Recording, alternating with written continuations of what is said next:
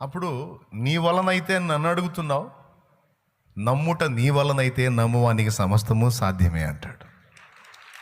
అంటే ఒక అద్భుత కార్యాన్ని దేవుని దగ్గర నుండి పొందగోరేవాళ్ళు, దేవుని దగ్గర నుండి ఒక విడుదలను పొందగోరేవారు, సహాయాన్ని పొందగోరేవారు ఖచ్చితంగా విశ్వాసము అనేదాన్ని కలిగి ఉండాలి అనేది బైబిల్ మొదటి నుంచి చివరి దాకా చెప్తున్న విషయం అదే. దేవుడు బలవంతుడే, దేవుడు శక్తివంతుడే, ఆయనే బలహీనుడు కాదు, అసమర్థుడు కాదు. ఆయన దగ్గర నువ్వు కొలవలేనంత శక్తి ఉంది.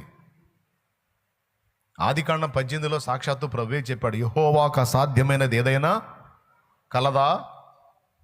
ఏమీ లేదు.